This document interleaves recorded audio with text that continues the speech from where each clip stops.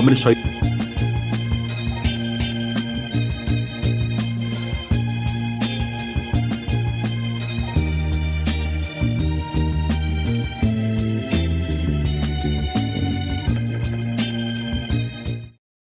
How we live in historical loops. Let's talk basketball. The WNBA draft just happened. This year was the first time ever they sold tickets to that event, and the tickets sold out in 15 minutes. It was a draft of stars, the likes of Caitlin Clark and Angel Reese, among many others. And what we've seen leading up to this moment is very similar to how the NBA increased its own popularity. Let me break it down like a fraction. Because in the 1970s, nobody was watching the NBA. People weren't really going to the games. The league as a whole was financially unstable because, in part, people did not want to go and support a black league.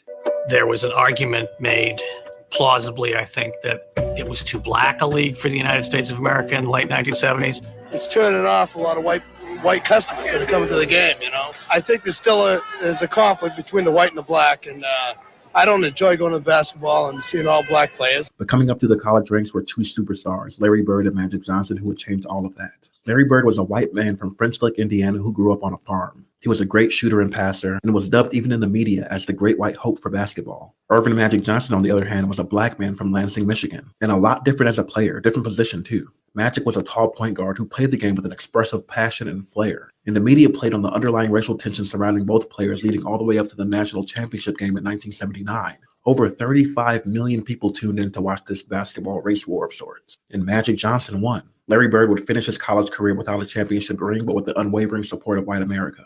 And the cities that draft them add context to and amplify these racial tensions. Larry Bird gets drafted to the Boston Celtics, a blue-collar city that is historically notorious for its racism against black players. Bill Russell got called so many times, I don't even think he could hear the word.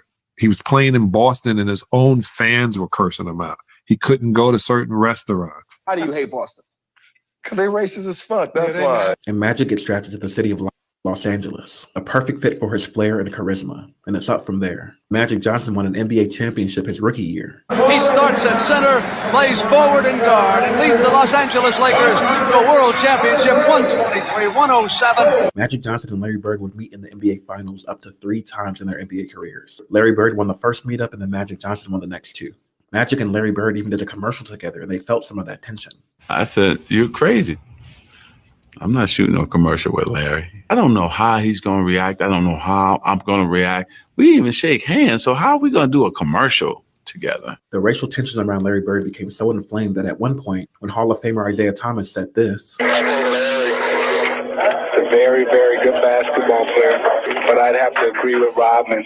If he was black, he'd be just another good guy. He and Larry Bird had to do a whole press conference to present a united front and quiet some of the noise around this issue. Caitlin Clark and Angel Reese have to deal with a lot of the same tensions. Angel Reese, a passionate, energetic trash talker from Baltimore, and Caitlin Clark, a more mild-mannered white girl from Iowa. But this tension came to a head when Angel Reese met Caitlin Clark in the NCAA championship game and won. And this clip was blasted all over social media. Angel Reese doing the "you can't see me" in the face of Caitlin Clark and pointing at her ring. People were enraged, although they weren't as enraged when Caitlin Clark did the exact same thing to a Louisville player earlier. The players on multiple occasions had to reassure the public that they like each other and they were actually friends. I love Caitlin. I mean, we were just talking about that. Me and her have always been competing each other since we were in high school and just AAU days. I mean, I love that. And hopefully one day we can even be teammates and just understand that she's a great player, a great person, a great shooter. And I just love everything that she's doing for the game and what we both were able to do for the game as well. What she's been able to do for our game is, been amazing and really uplift our game, inspire a lot of young girls to want to be like her and give them somebody to look up to. So that's been really cool to watch as well. There is, of course, the added layers of misogynoir and sexism. You can go under any women's basketball post on social media and see men beg not to have women's basketball forced onto them. But people keep tuning in.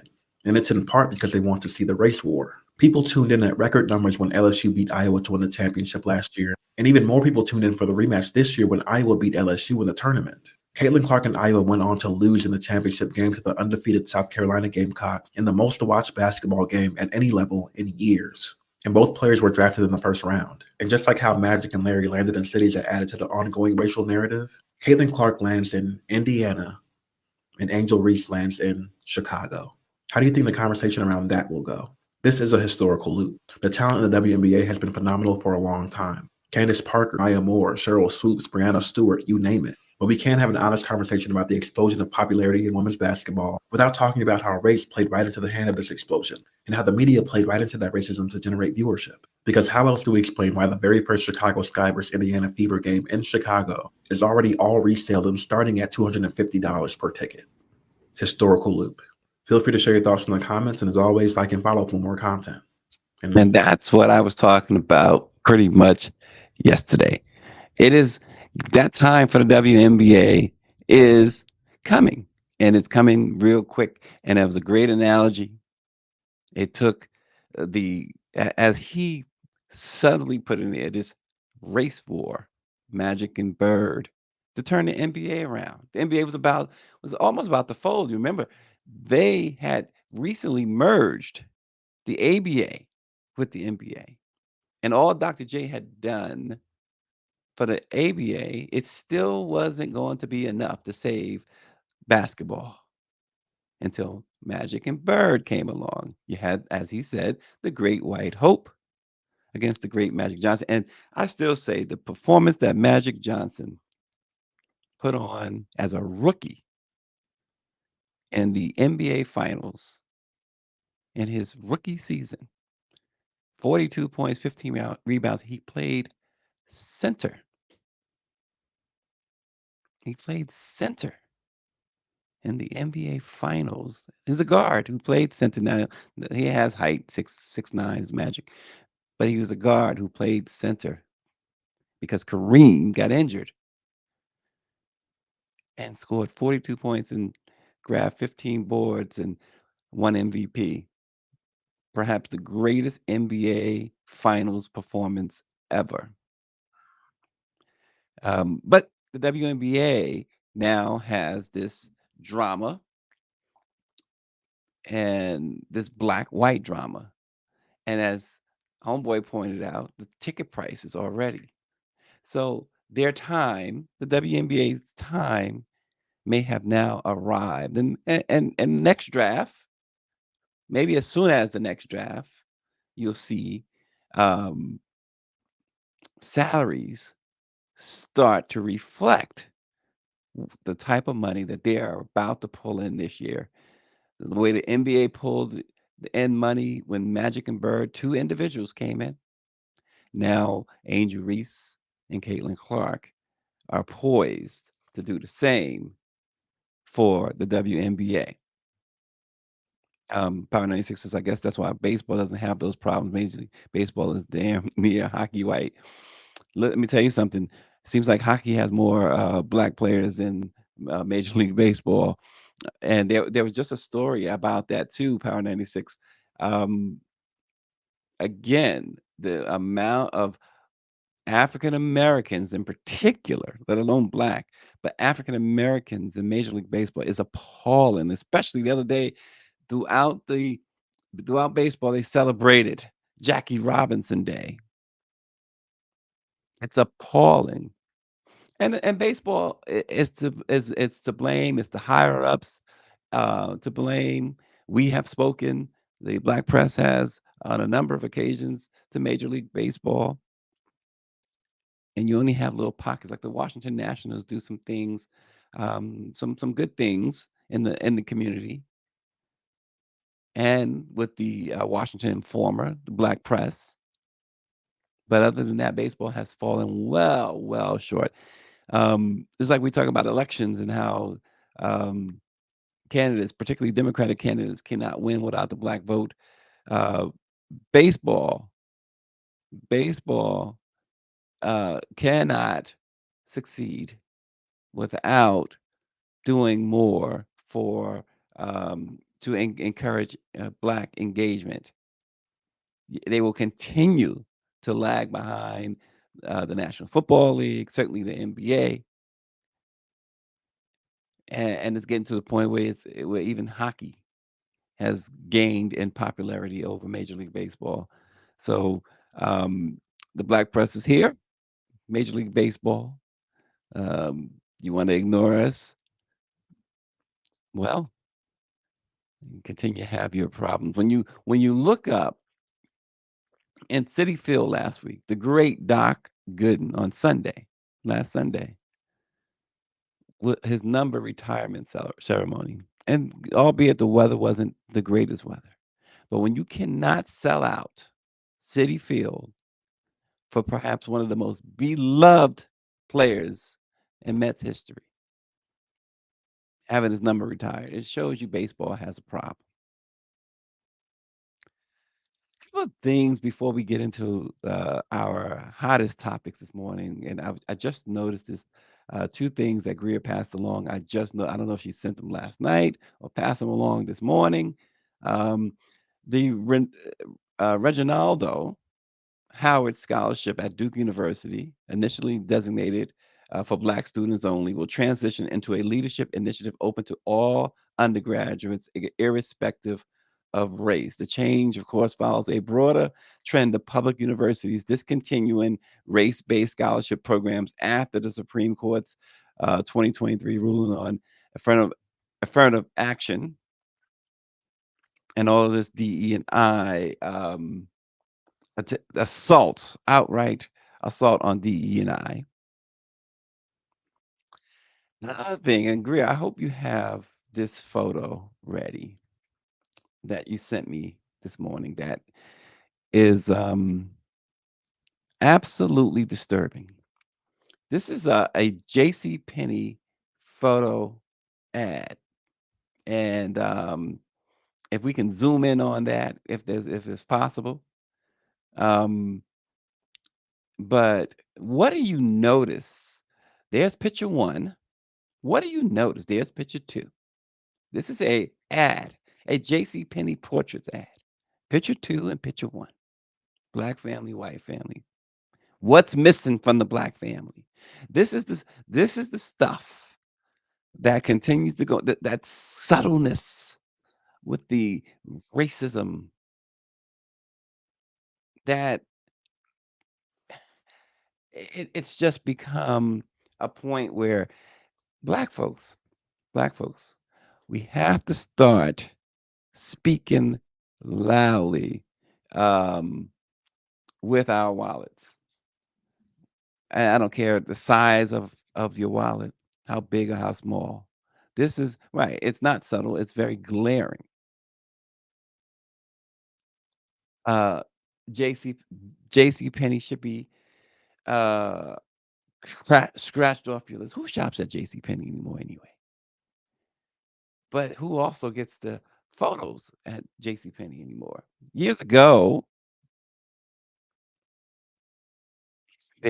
we used to go and get our photos taken, family photos, engagement photos, and things of that nature. But this is absolutely. There's no two ways to put it. It's absolutely appalling. And there are, look it up. There are more single white mothers than there are black mothers. This myth about the absent black father has been perpetrated since slavery. And it's so interesting because in slavery, they tore apart. They took father away. They took the families apart. This myth, I just don't know anybody that I am friends with. I don't know of a quote unquote deadbeat dad. They exist for sure. I am not buddies with nobody who's a deadbeat dad. All my friends, and they all are married that have children. That's not how we roll. But that's not how many black people roll. But that's been the stereotype forever. Mike V says the marginalizing of black fathers is a part of the anti-patriarchy movement, but only against black men, not white men. Somehow black men are made out to be the boogeyman of patriarchy. Two words, color purple. And Power 96 says there are more single white mothers on welfare too, and he knows a few of them. Yeah, it's very disconcerting, to say the least. But we gotta stop patronizing these folks. We have to stop patronizing these folks. And we always talk about the Candace Owenses of the world and people like that. We have to stop giving them our time, our energy. That's because it's war. It is wartime.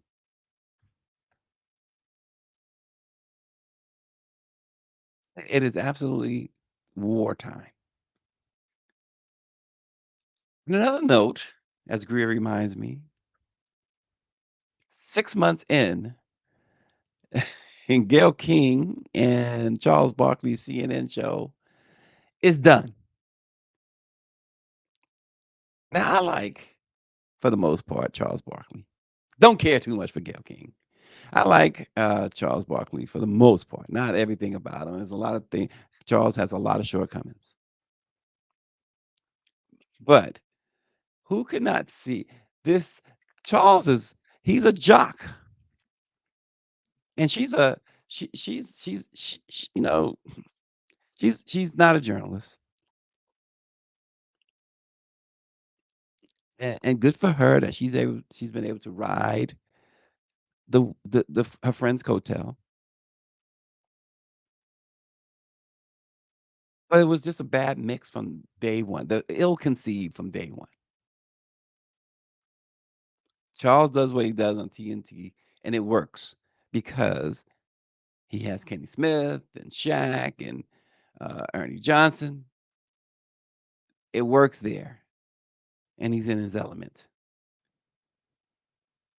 But this right here never was going to work. And CNN pulled the plug 6 months in. 6 months in. Now, look, Charles will be fine. Gayle King will go back to concentrating, I guess, on CBS mornings. So they both are going to be fine. They both were still pulling in 6, 7, 7, 8 figures. So no need to bemoan them in any way, shape, or form. CNN is a total disaster anyway. It's a total disaster. And you have folks who have, Don Lemon and Chris Cuomo leaving CNN, and both of them dabbling with the devil.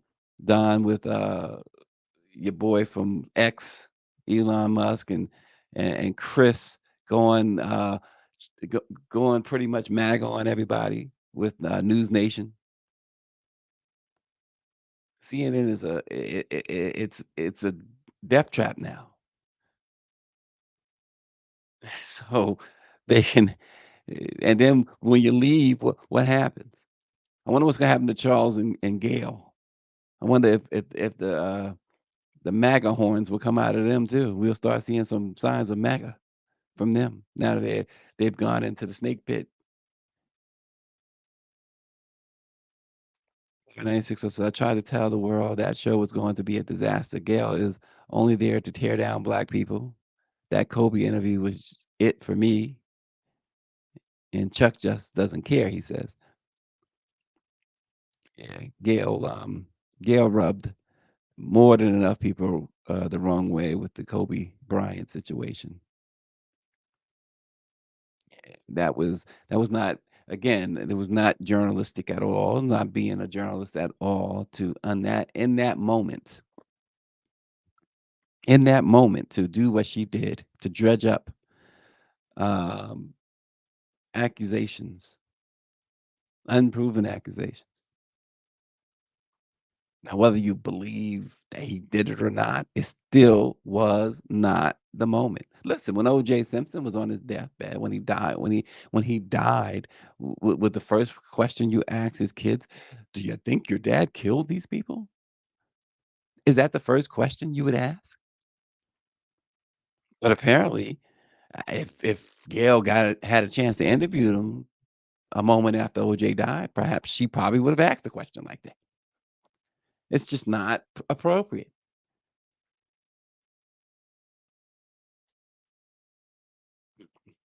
Mike V says maybe Barkley will end up with a deal on X for a show called Charles in Charge. Oh gosh, we got some other news this morning. First up, Uber is helping investigators who are looking into the account that sent a driver to the Ohio home where an 81-year-old man allegedly shot the woman to death because he erroneously believed she was part of a scam. The March 25th shooting death of Lolita Hall. What a horrible, horrible tragedy. Um, Uber says our hearts continue to be with Lolita's loved ones as they grieve. But William J. Brock was indicted this past Monday on charges of murder, felonious assault, and kidnapping for Hall's death. What happened there was they both were scammed. They both were scammed. And he, who has pleaded not guilty, thought that she was initially thought anyway, that she was going to steal packages from him. She was sent there to pick up packages. Investigators said that she, Lolita, the driver, was unaware of the scam call that Brock received. Brock is the white man with the gun, with threats and demands for money. So this was a complete setup. But the prosecutors, investigators, I should say, said that she made no such threats or assaults toward Brock and made no demands other than to ask about the package she was sent to retrieve through the Uber app. Brock then produced a gun, held her at gunpoint, making demands for identities of the subject he had spoken with on the phone, and she had no idea what he was talking about. The Uber trip shows that she was sent to pick up a package that was ordered by the same person who made the scam calls to Brock. Uber said they provided information to help investigators. What Brock did, he took her cell phone. He didn't let her leave. He shot her when she tried to leave. And then he called the police and shot her again after he called the police. He posted $200,000 bail and was released from Clark County Jail yesterday.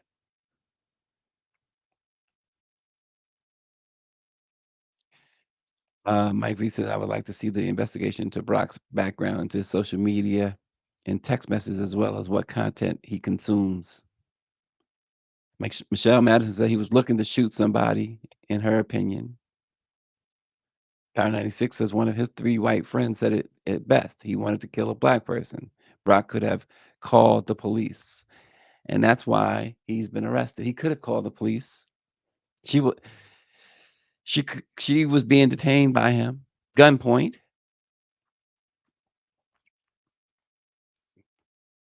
Now they got to figure out what do you do about these scams? How do you overcome a scam like this?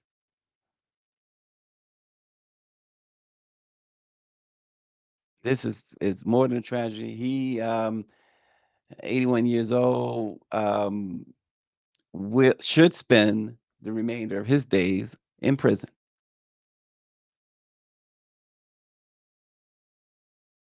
Yes, Mike V says, wasn't there a young black male who knocked on someone's door looking for slippers and the white man opened fire on him last year? Yep, we remember that story all too well. I tell you, some of this stuff, it's so frustrating. Ben Crump is in the news. Ben Crump is always in the news. And we don't talk about Ben Crump every day because simple fact that he's always in the middle of things.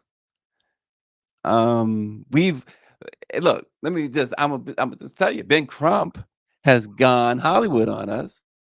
We don't hear from him back anymore. I could pick up the phone and call Ben Crump and he'd answer the phone and say, hey, now he says you got to go to this channel and that channel and this and that. And that channel includes all these white folks.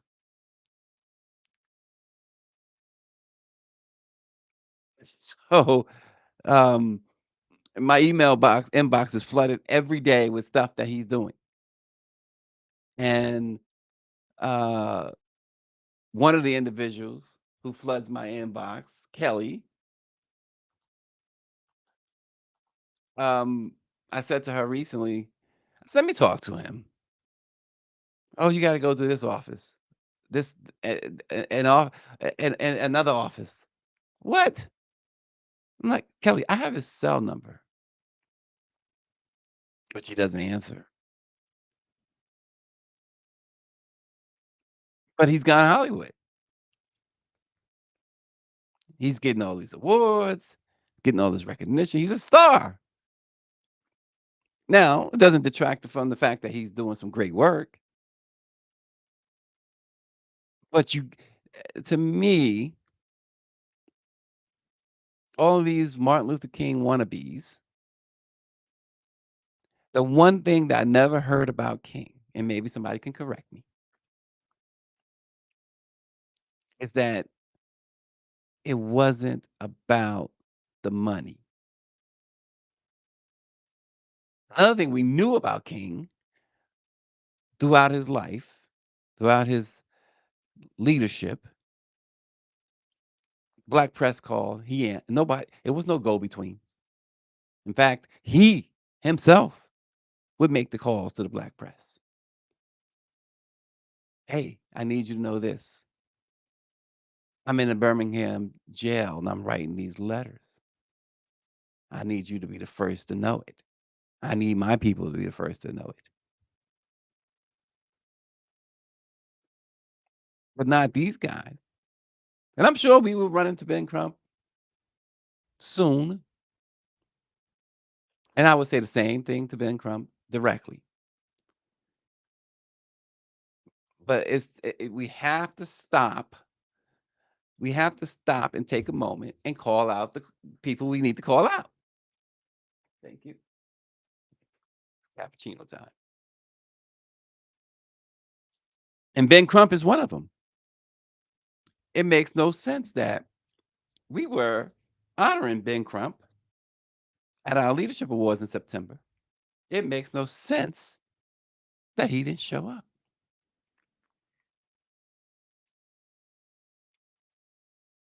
In town, not showing up.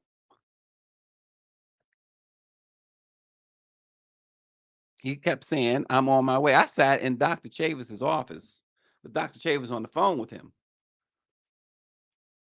Ben, he says, Ben, if I don't get there on time, I'm gonna send you a video to accept my award. Well, the video, just like him, never showed up. Never showed up. Got to call these people out. Got to call them out. Dr. Chavis and I are on the verge of having published. We signed a deal and we're publishing a book. It's due to be released in September. Select Books in New York is the publisher. And it's going to be they're giving us a black press imprint and an MPA imprint to go along with publishing this book. And one of the things we had a meeting with the publishers recently. And one of the things they said, hey, you guys know a lot of celebrities. Can you get a celebrity endorsement? And one of the publishers, young guy, of course, I mean, relative speaking, he's my age. start rattling off names. And one of the names he mentioned was my man, Chuck D. It would be great to have Chuck. So we are on and I texted Chuck D. And Chuck immediately texts back, SB, I would be more than honored. I'm in. We need more of Chuck D's. So when you are, talking about your black people who reach back, everybody want to pay all their money to see this black person, that black person. We got to talk a little bit later in the show about rap battles, by the way, which I find appalling. But today, there's a difference between rap battles yesterday, meaning in the 80s, in the 70s, perhaps even in the 90s, than they are today. But we need to support folks like Chuck D. Chuck has a new app. Support it. When Public Enemy comes out with a new record, support it. They deserve your support. I'm not saying Ben Crump doesn't deserve support. What I'm saying is Ben Crump, like so many others, has to be reminded from whence you came. But nonetheless, he demanded that police in a small town in Mississippi, as we said, he does great work, release camera footage of a chase that ended in the death of a black teenager. But the city attorney says that the department does not use cameras. There were public records requests filed on March 29th seeking documents about the fatal encounter that occurred in the early hours of March 21st, including incident reports, body cam footage, and dash cam footage of the police chase of 17-year-old Kadarius Smith and his cousin. Smith and his cousin were out walking when a Leland Police Department vehicle chased him and ran over Smith. He died hours later at a hospital. The district attorney still has not yet released a police incident report about the chase. Now, Leland is located in the flatlands of cotton and soybean country and has a population of about 3,900. So, they still don't see those black folks down there as people. It sits about 110 miles northwest of Jackson. Smith's family has retained Ben Crump. They are demanding that the officer who drove the vehicle be fired and that unedited police camera footage be released.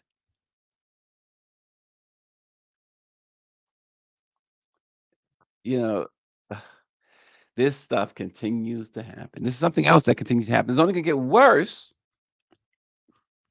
You can rest assured. And we talked about the pictures. You see what's going on. We talked those J.C. Penney pictures.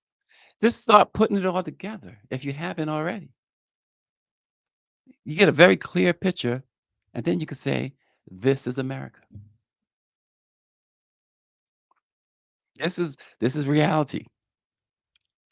Everybody wants to live in a fantasy Instagram, TikTok world. Wake up. Wake up. They say stay woke. Well, some people just gotta wake up.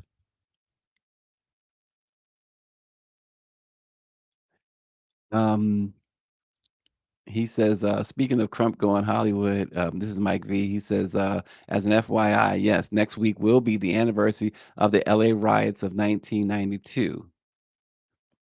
He says, hopefully y'all will cover it. You can rest assured that we will be talking about that, Mike, and you can rest assured that the LA Sentinel will be Johnny on the spot.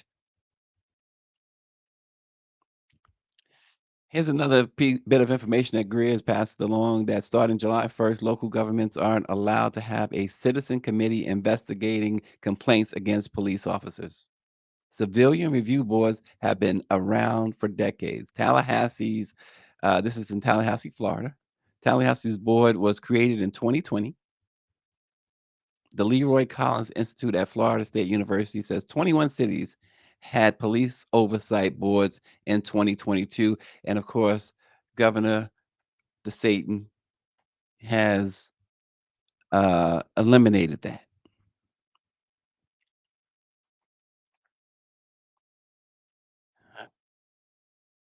You got to count your wins, right? So the Supreme Court yesterday made it easier for workers who are transferred from one job to another against their will to pursue job discrimination claims under federal civil rights law, even when they are not demoted or dock pay.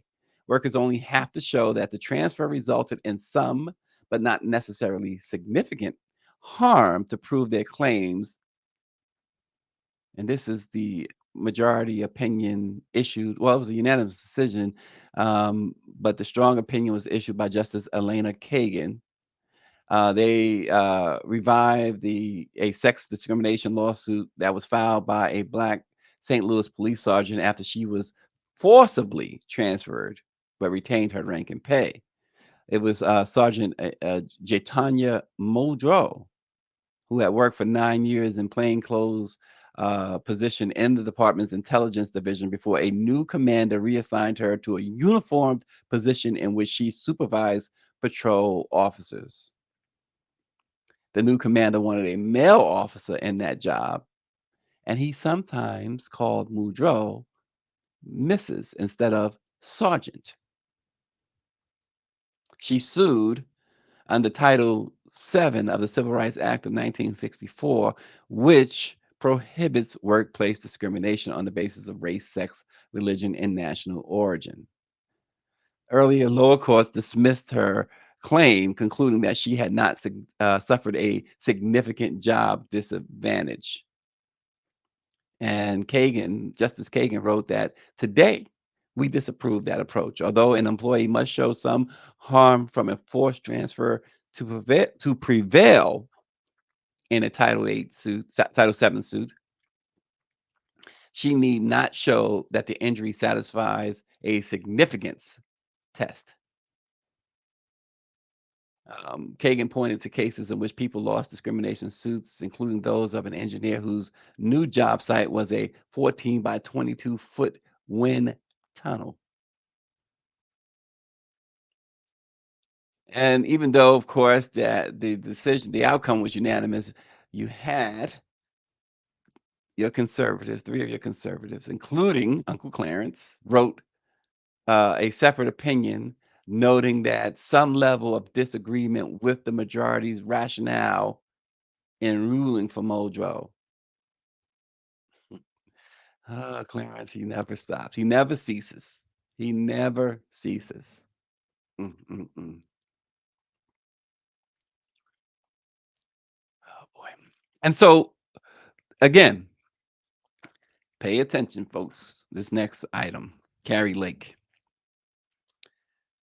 Pay attention, because Kari Lake, once again, we keep saying, when they tell you who they are, believe them.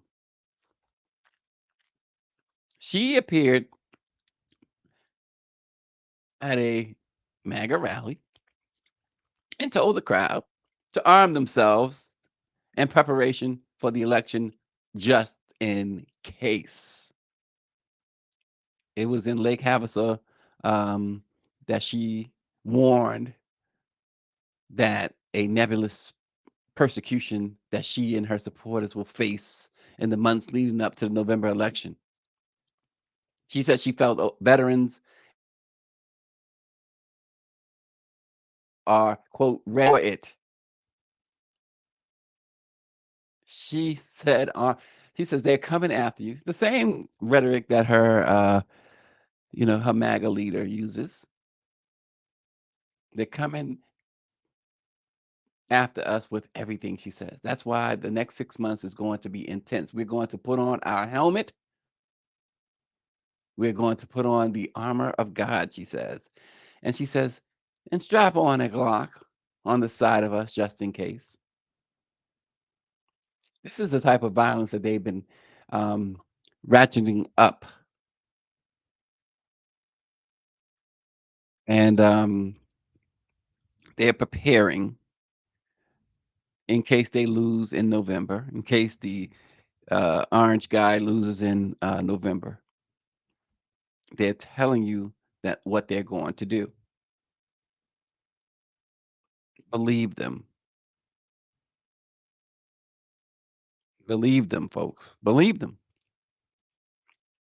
And it's so interesting because I noticed a story. Several Democratic congressmen who were on the select committee that investigated January 6th and that found Trump to be culpable are saying that they are afraid for their lives and or freedom if Trump is reelected. And that includes Adam Schiff, a very powerful Democrat. So they are admitting that they are afraid for their lives and or their freedom.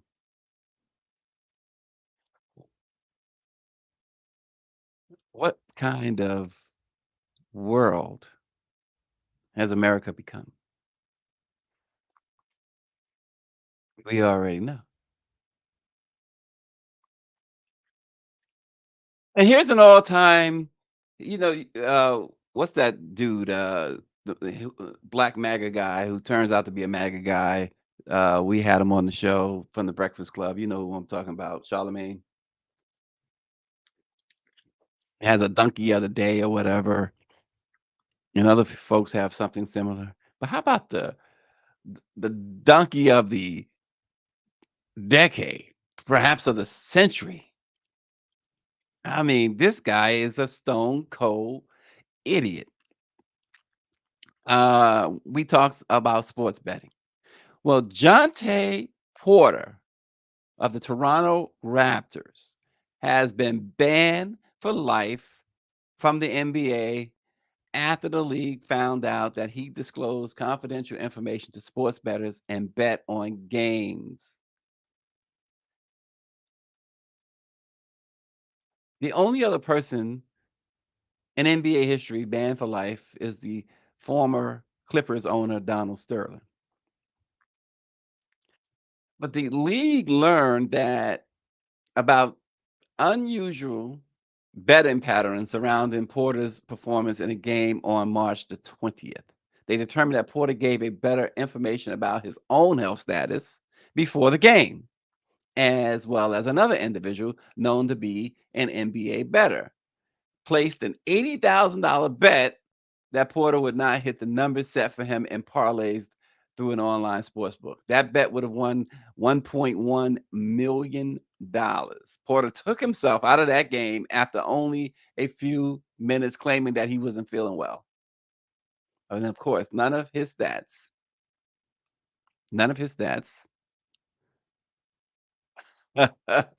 were met. This guy, as Adam Silver, the commissioner, says, committed the cardinal sin. This is on par with Pete Rose. Pete Rose bet as manager of the Cincinnati Reds, bet against the Cincinnati Reds. This dude bet against himself. In other words, he bet against the Toronto Raptors, his own team. He and his brother Michael Porter Jr. It was a feel-good story. These brothers come from nothing into the NBA, where the average salary, we would talk about salaries with WNBA, NBA, is a few $1 million at least a year. And so these guys are pocketing. And make no mistake, I mentioned too when I was talking about Caitlin Clark yesterday and her salary. In addition to her salary, she gets, it's just 4 months. She gets an apartment. She gets a car.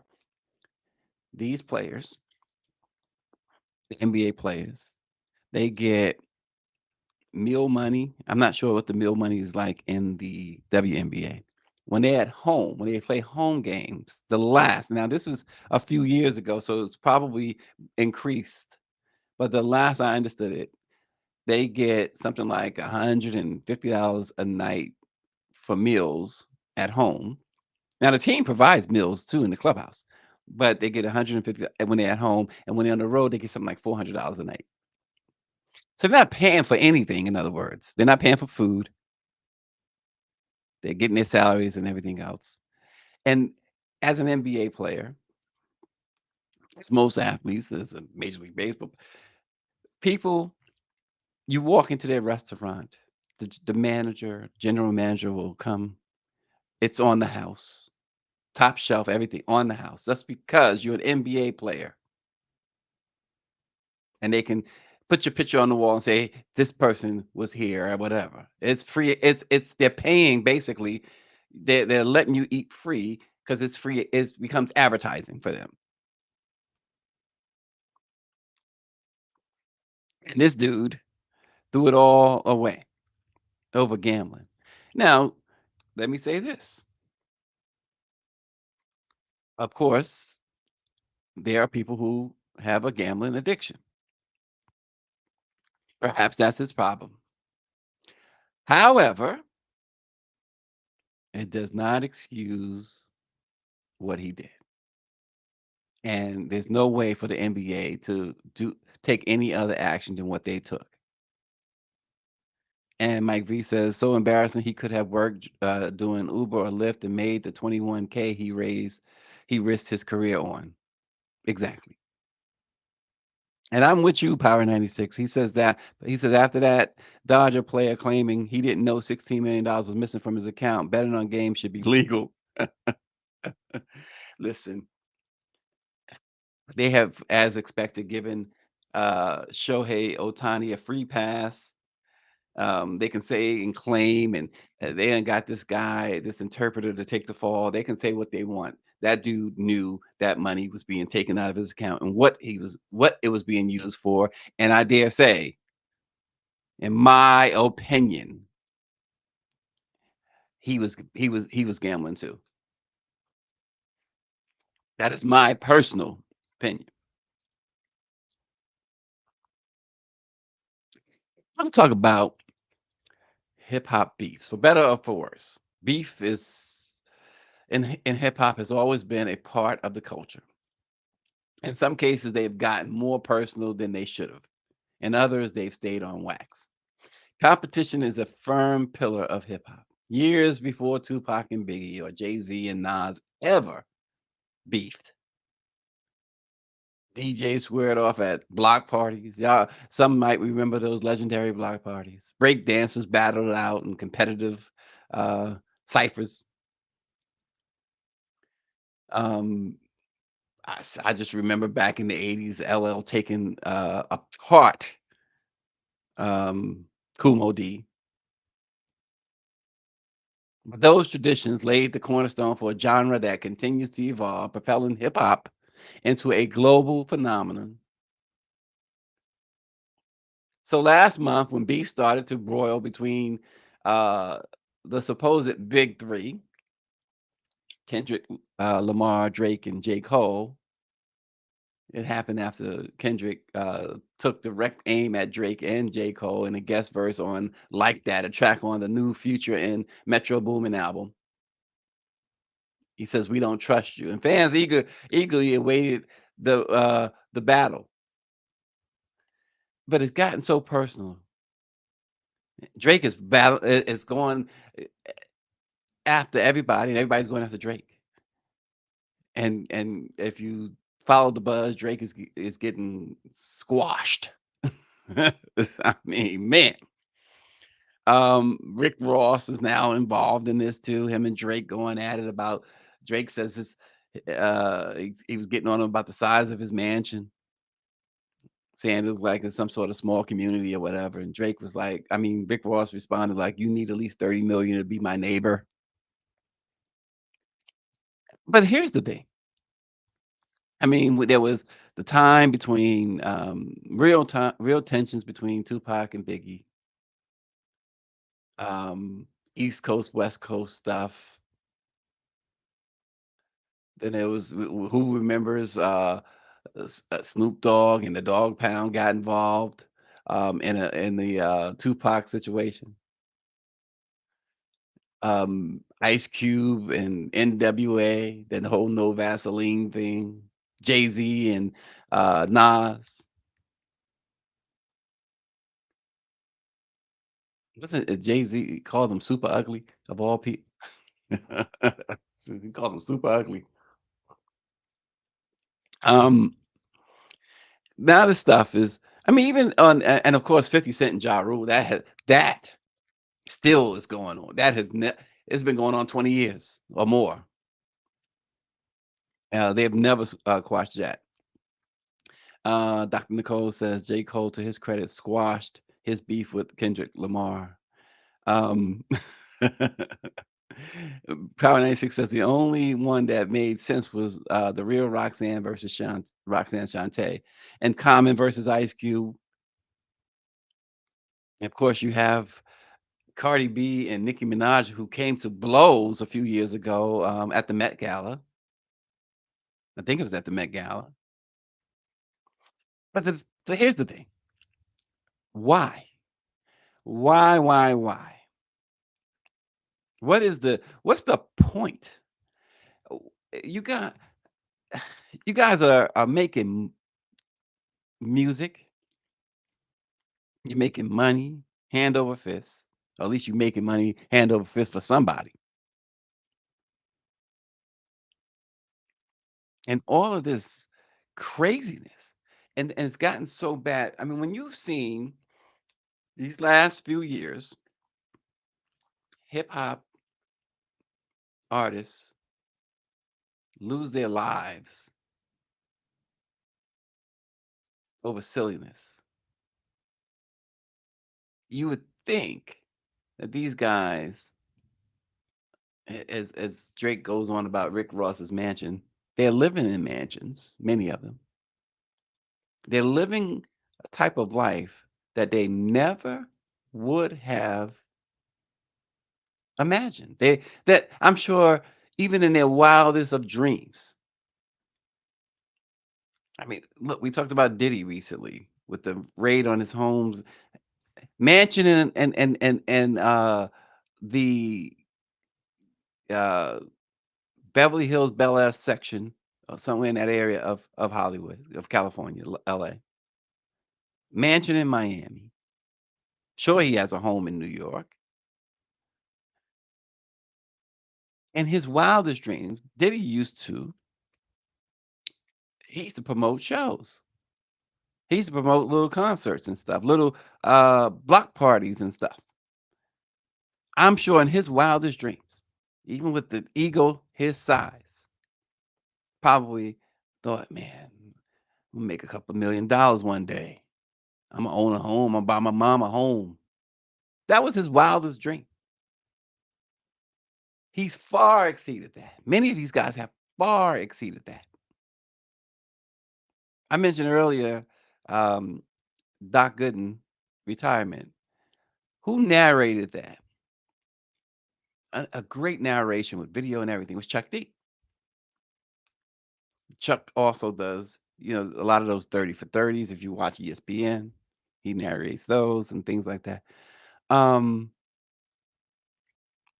These guys are doing things. LL is not only considered the GOAT as far as rap is concerned, but he, like Ice Cube, Ice T, I should say, big time TV stars, making 6 figures per episode. And in addition to the music, LL got his own radio station on Sirius. These guys their minds could not have taken them this far back when they were coming up. The Drake, Drake may have had some big dreams because look at his uncle. It was in the family. Snoop Dogg is in the family too.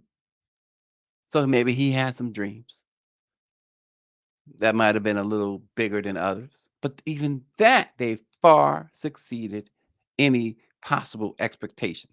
And yet they want to be they can't see that they're doing more harm than good. Yeah, bringing out the social media commentary, bringing attention to yourselves in that way. But these guys, a lot of these guys, like you said, Kendrick Lamar, J. Cole, and they don't need that type of publicity.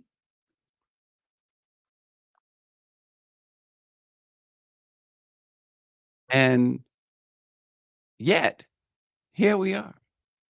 I just decided we need to talk about this. What and why is it that they feel it necessary?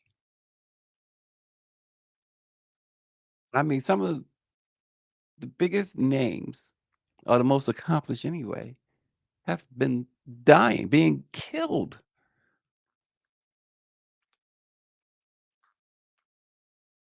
And yet the beefs continue. And what about the fans? It should it turn you off? Doesn't it turn you off a little bit to hear them bragging about the size of their mansions, about how many high-end cars they have, how much money they got in their account? It's all I mean, back in the day, you always say back in the day, and not that things was great or all that back in the day, but back in these things were simply about fun. Yes, there would be battles. Everybody got their hits in, they laughed about it, and that they moved on. And yeah, it's not just rap, but rap seems to be more prolific with this. Power 96 says he was shocked to see Kendrick involved. His lyrics saved hip hop. He says, I am disappointed in him. But these going back and forth and the threats and I mean you had allegedly Nicki Minaj's husband staking out with his boys this place in Atlanta because they wanted to confront, not just confront, it's not just about confronting, but they wanted to knock off Offset. How ridiculous. And I'm sure Nicki Minaj, she couldn't have been too pleased. I mean, because it's her name. Even though Mr. Petty is the man, he's a man.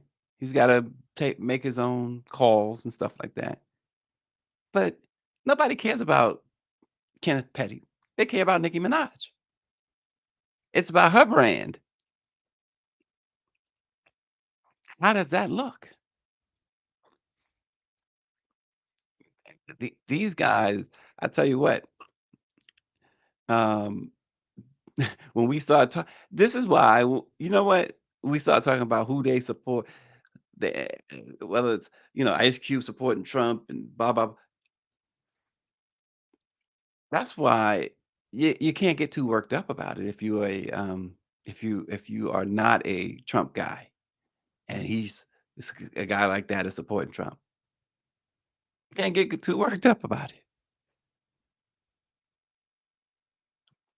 But I will end it with this. They've got to grow up and recognize their positions in life and the impact that they've had and could have for the better. No, I'm not saying they're role models or they should even try to be because it's just not, for many of them, it's just not their personality. They're not cut that way. They're not cut out that way. They don't have the ability to lead. It's just not them. At least they can try. At least they can try. So tomorrow we will be back with some more good stuff for you tomorrow. It's a Friday, and I know that many look forward to Fridays. We're looking forward to Friday. We look forward to every Friday because this Friday is a big, big weekend. This weekend coming up anyway. It's a big weekend. I got a couple playoff games to go to. It's gonna be fun. It's gonna be fun. Join us tomorrow, though, as we promise to send you into the weekend with something at least, if not fun, thought-provoking to take with you into the weekend. Thanks for joining Let It Be Known. We'll see you then.